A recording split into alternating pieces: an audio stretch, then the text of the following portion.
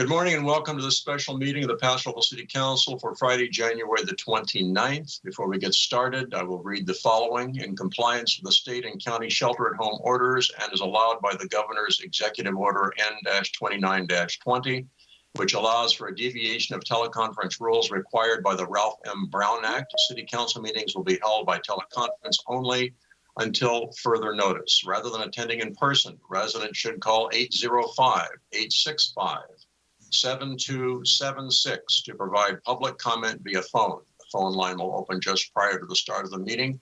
And the written public comments can be submitted via email to cityclerk@prcity.com prior to 12 noon on the day of the city council meeting. On today's meeting, I'm sure that meant 12 noon as of yesterday. That written input was posted as an addendum to the agenda. If submitting written comments in advance of the meeting, please note the agenda item by the number or name. I'm going to call this meeting to order and ask for a roll call, please. Councilmember Garcia. Here. Councilmember Gregory. Here. Councilmember Hammond. Here. Councilmember Strong. Here. And Mayor Martin. And I'm present. Today we have one item on our agenda. We'll be taking public comment on that item only. This will be a discussion on the city manager recruitment. I would like to do a brief presentation before we take any public comment, and then we'll be recessing to closed session. So just to let the public know what's going on, if you haven't heard already, we are recruiting for a replacement city manager. Our current city manager has announced that he will be leaving our employ in the very near future. We've been working for the last couple of months on this process with a council subcommittee. The council has determined that we will use a professional recruiter for the purpose of locating candidates for a new city manager position. And we're going to outline some of that information today. We have our recruitment person online with us. So before we go to that and before I go to the assistant city manager for further information, I'm going to ask if there's anyone from the public who would like to speak. Do we have anybody queued up? No, sir. Very good. We're going to close public comment on this item, bring it back for more discussion. I'll turn it over to our assistant city manager, Sarah, for a presentation on the process and an introduction of our recruitment professional. Great. Thank you, Mayor Martin. If you could advance the slide, please. So just a reminder to the public of the process outline.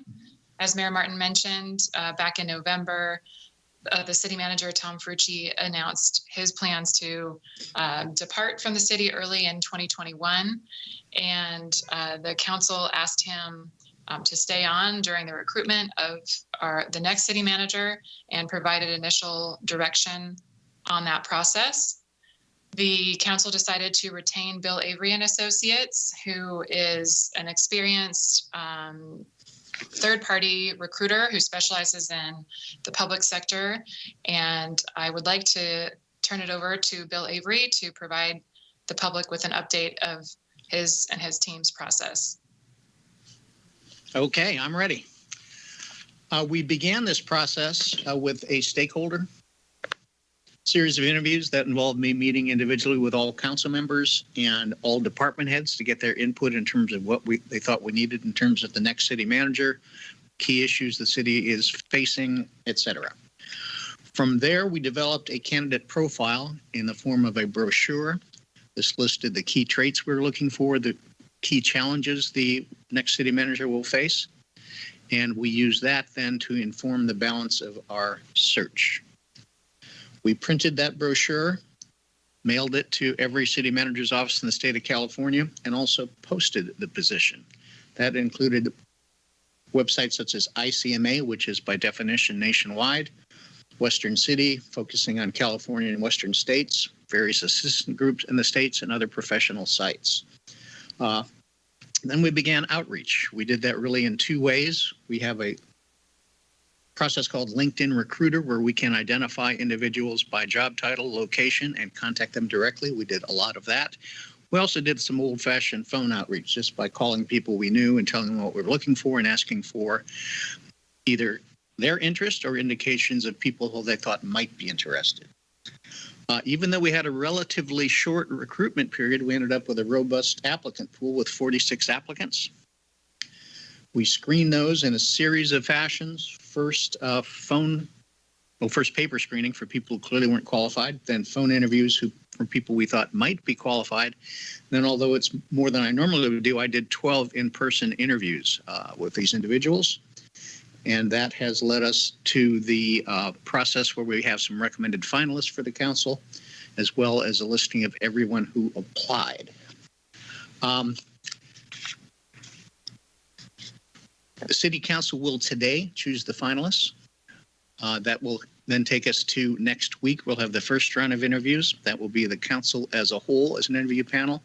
And then 2 community panels will also evaluate the candidates to provide input to the council in terms of their view of strengths and weaknesses of these candidates. Based on that, the council will then choose individuals to go to the second round of interviews. That will be a week later on February 12th. The second interviews will be, again, the council as a whole, and we also will include all executive managers to also give input to the council in terms of their thoughts on strengths and weaknesses of the various candidates. Probably 3 people or so in that second round. With that, the council will decide if they're ready to select a finalist. If they do, we will then do additional reference checks and background checks. If the council wants to do more interviews, they will decide that. Any third round of interviews would be with the council only. Our hope would be to identify a candidate, negotiate a contract, and have someone on board in the March-April timeframe. So that's the process to date, and today, of course, will be a key day as the council decides how we move forward. Thank you, Bill. And we have one more item for the council to cover in open session today. If Dave, if you could advance to the next slide, please. So as Mr. Avery mentioned, the first round of interviews will include community members. And so we would like to confirm direction from council today of who they would like to invite to participate in those the community interview panels next Friday. The format is recommended to be 2 panels of up to 7 individuals each, which would be up to 14 individuals total. And the composition would be 10 at-large representatives, 2 selected by each council member. And I have received some names from council members for that list, as you see here. And then the other 4 would be organizational representatives from the Chamber of Commerce, Downtown Main Street, Travel Paso, and the Wine Country Alliance.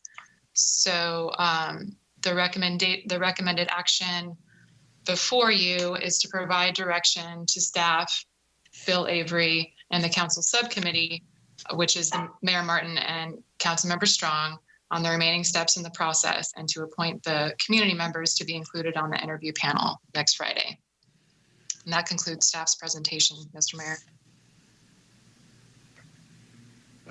Very good. We'll be going to closed session in just a few minutes. And for anyone who is listening into the meeting, after closed session as required by law, we'll reconvene to report any reportable action from that.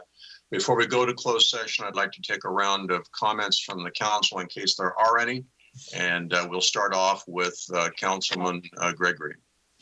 Mayor Martin, this is Kimberly. I just wanted to confirm. So according to the staff report and what the assistant city manager outlined, the appointments will be done first in open session for the community members before we convene to closed session. The closed session is just review the candidate applicants. I thought we were going to finalize that after the closed session. Is it required to do that now? You can do it either direction. If you want to reconvene to open session to appoint the community members, that's fine as well. So I just wanted to confirm what the council's preference would be. Thank you. I just want to make sure we do this correctly. So as we go around for comments, I might ask council members for their preference as to whether they want to approve that panel before closed session or after. Starting with Mr. Gregory. So the only decision is about the panel of interviewers, right? Before we go to closed session? That's correct. So I'd be okay with that, and I have no other comments. Thank you very much. Mr. Hammond? I personally think we should talk in closed session and report out about the panelists lineup, but I can go either way. Okay. Mr. Strong? I prefer we do that first. Those are my only comments. Thank you. And Councilwoman Garcia? Yeah, Yes, sir. I would prefer discussing it in closed session and then report back.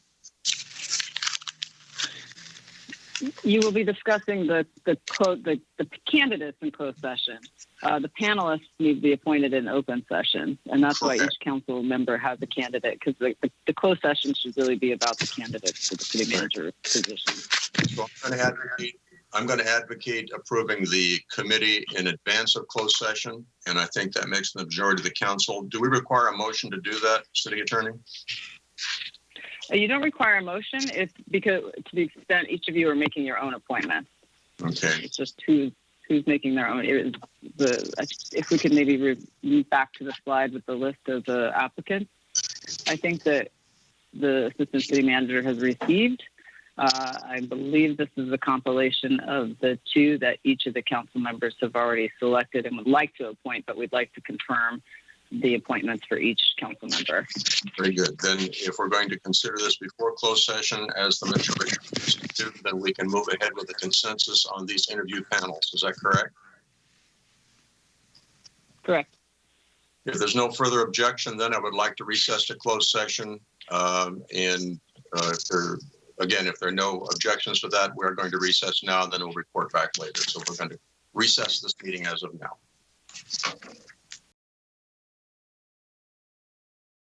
Thank you. Very good. So the Paso Robles City Council is reconvening now in open session after discussions in closed session. I will ask the city attorney, please, if there was any reportable action from that closed session meeting. The council convened in closed session pursuant to Government Code Section 54957 regarding the city manager position and provided direction to the city's recruiter, but there is no reportable action. Thank you. And prior to going into closed session, we did approve a panel of citizens to help with the screening process. I want to make sure that everybody understands the structure and membership of that committee. And I want to start off, if we could, with our assistant city manager explaining the number of people will be involved, the agencies that will be involved, and how the citizen representatives have been chosen. Certainly, Mayor Martin. So you'll see on the slide now, there will be 2 community interview panels of 7 members each, and the composition will be 10 at-large representatives. 2 of those have been selected by each council member, and it would be helpful to have clarification for the public on who selected each representative. We'll have 1 alternate in case there's a scheduling conflict, and then the other 4 panelists will be representatives from the Chamber of Commerce, Downtown Main Street, Travel Paso, and the Wine Country Alliance. That will be 1 representative from each organization, either the CEO or the representative that the organization chooses. Very good. Thank you. So let's go around with the council now. And if you would confirm that your selections for the citizens panel are included and who those people are. Councilman Gregory. Yeah, I had a question for you. Yes. So nobody's been notified yet, correct? My people have been. About what time they're going to be there? Oh, no. I've just asked my appointees if they're willing to serve. So what I'd like to do is I'd like to confirm my appointments, but at the end I'd like to come back on the alternate, because I think it's fair that if I know what kind of time frame we're dealing with, I just want to make sure my selections are going to be there. Of course, yeah, absolutely, right. Okay, so mine was Floyd Butterfield and Larry Werner. Thank you. And Mr. Hammond? Yes, I had Dr. Patrick Sane and Tom Apkarian, both locals and past superintendents of schools. Thank you. Mr. Strong? Yes, mine were Jan Albin and Dee Lacey, and they have both confirmed that they will be available all day on the day of the interviews. Very good. And Councilwoman Garcia? Yes, sir. Thank you. I have chosen Dr. Maria Escobedo. She's a dean at Cuesta, and also Mr. Kenneth Parrish. He's a local. Thank you. And my appointments are Pastor Gary Jordan from the Second Baptist Church, Dr. Susan Lopez, and I've also asked Elena Garcia to be an alternate in case either one of those cannot serve. So I think the concern that Mr. Gregory is expressing is if one of his appointees cannot serve, will he be able to name an alternate? Is that correct, Steve? Yeah, I think so. That would be. I mean, I think it's nice to have a choice. Right. So in other words, if one of your appointees can't attend, that doesn't mean that my alternate is going to take their place. You would be able to find an alternate for them.